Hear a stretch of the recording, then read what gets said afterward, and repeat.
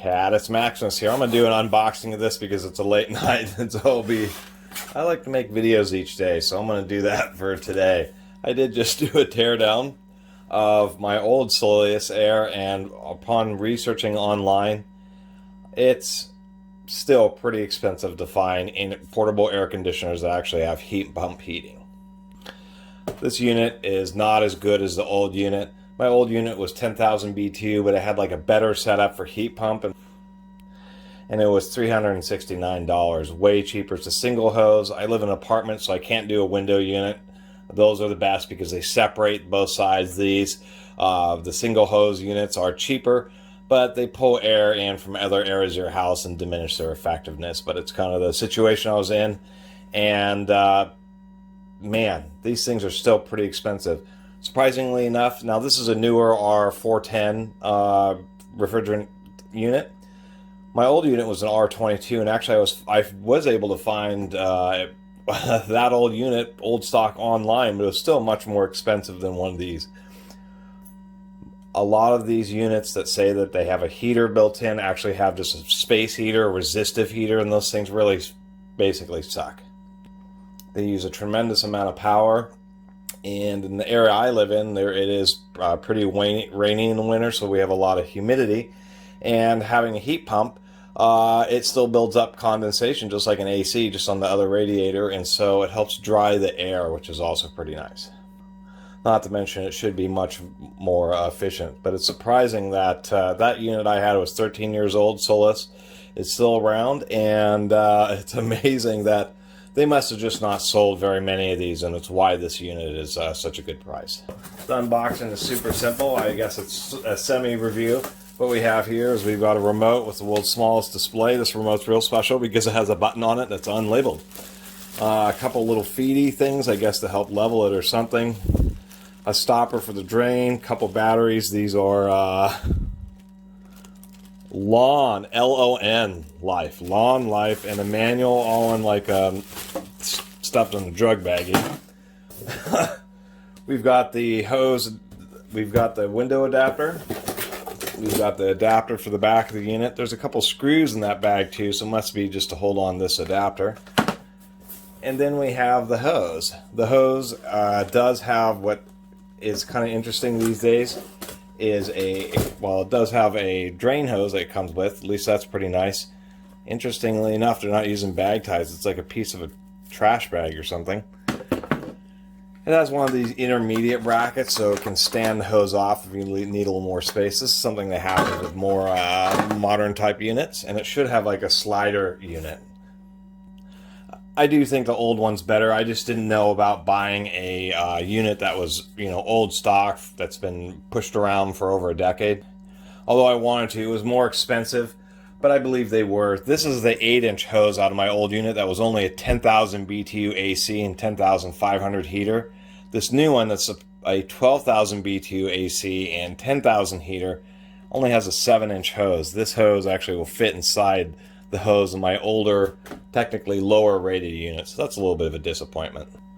And how it's worked for years is the way these hoses work is they expand out, and when you expand it out, since these are wound in a big spiral, they actually screw in to these teeth on these plastic bits on each side. Now we can just pull off this top carton here, and it just slides right off. It should. A little jammed up on the styrofoam, and the box has gotten punched in a little bit. Hopefully the corner guards will have worked out pretty well. There, that thing didn't want to cooperate. Pull the power cord out. Oh, interesting. Some of the corner protection. I don't like the idea of that. Some of the corner protection is actually the slider unit for the window. So my box, fortunately, doesn't appear that these are cracked. But if it got punched into the corner just a bit harder, it would have actually broken some of the accessories required to install it. That's a little disappointing. I wonder if the two screws, we'll have to read the manual related to this piece here, but that's our slider unit to fill in the space between the windows. So it does have a narrow one, so you can use it with the vertical slide. I believe those are called casement windows or regular windows. Continuing on, we have a protective piece of cardboard. Piece of cardboard can always come in handy. So that's why I bought this, was for the cardboard. We do have a bag, and they just slip it over the units now. It's not even like sealed under the bottom. I think they could have done just a little bit better job of that. It really doesn't look too bad. Now, there's some curious things. I'm not sure how the heat pump actually works on this unit. It's certainly heavy enough. Get this stuff out of the way. And it does have casters. I shouldn't complain too much. This is actually a pretty heavy gauge cardboard tray. Pretty solid with non-expanded or hard paperboard around the edges, and even some little rubber feeties. That's actually not a bad cardboard tray. Keep that too for kneeling on. Here's the unit. Oddly enough, they have tape down the seams. Maybe, I'm not exactly sure why that is. It's this heavy duty reinforced packing tape. Not sure why they put this stuff on there. Kind of interesting. We'll go and pull this stuff off and take a closer look at it. So there's some weirdness with these units. I guess I haven't been used to this I would call trash bin style units. But what I don't understand is a couple things. The old unit shot out the face. This kind of shoots out the top, which I guess is okay. They do have a filter right here, and this filter is a little coarse, but it works okay. You can at least pop this little filter unit out and clean it. They have like a provision for something else in there, but it isn't included on this unit. And what I don't really understand is that filter's only for the evaporator, not for the condenser, the part that gets rid of the heat, allows the pump to recompress the liquid. And that does not have a filter, and it puzzles me. Got a bright light here. So there's the exhaust fan. What it's doing is it's pulling it through the condenser. You can see it right there, and there's like no filter on it. So what happens when that clogs up? Do I have to open up the unit? Okay, so I wasn't able to get the front off because there's just a whole bunch. There's 3 really tight plastic clips on the front of this gray piece. Super difficult. You kind of can release it once you get some more, 2 more screws here and here that show up after you get the back case off. The back case not only is screwed, it has these little side clips, so you got to work with those without busting them.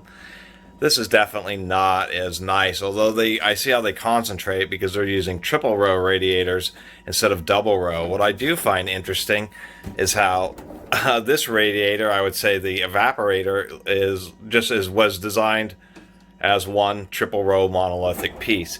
The reason I noticed that is on the condenser, it looks like it's a double row, and then you can actually see the piece of sheet metal and a cross tube, and then like a single row added in front of it. To answer the question, this doesn't make any sense to me. Yeah, there's the condenser. So when it gets clogged, it will pull in dust to the back. You're going to have to pull it apart like this to attempt to blow it out. So yeah, SoleusAir, it's this one. Well, I'm glad I only paid $370, which is a really good price. We know it's a genuine heat pump because it does indeed have what's known as and I was corrected, a transfer valve, which is what's used to switch the piping around. It was also explained to me that really what goes out on these combo units is this valve. What ends up happening is little bits of metal will eventually get into the system from the compressor. And the way this valve works, this AC has 235 psi on the low side, 450 psi on the high side. So these are real precise, and they end up getting cross leakage. And that's the condition where you actually haven't lost any refrigerant, but the valve is kind of allowing things to intermix and you just lose efficiency. And I think that's really what was going on with my last one. Just a shame, it's all plastic. If you look at my teardown of the old one, it was a much larger unit, had much bigger fans. It was all styrofoam insulated inside, which is really good. Styrofoam is an excellent insulator. This is just regular plastic, which is not as good an insulator. And it's just super disappointing. Why on earth, you can see how I scratched myself up trying to get in there. you would not have a filter for one of the radiator, for only the upper radiator, but not the lower one. And you can see some of the other things. They have like a little blanket around the pump, I assume, to quiet it down. They put some plastic tubing over these this little twisted up coil here to prevent it from vibrating. They've got like little foam blocks, so they've been trying to do some things to mitigate noise. It just is a shame. They didn't make the unit a lot cheaper, and really it's still a pretty decent value for its output for the size, but it just, you know, it's one of those things where manufacturers think that really you have to, it's a race to the bottom rather than maybe trying to, even if you can't improve the product, try to maintain the same performance and reliability of the product while being more price competitive. Because this is terrible.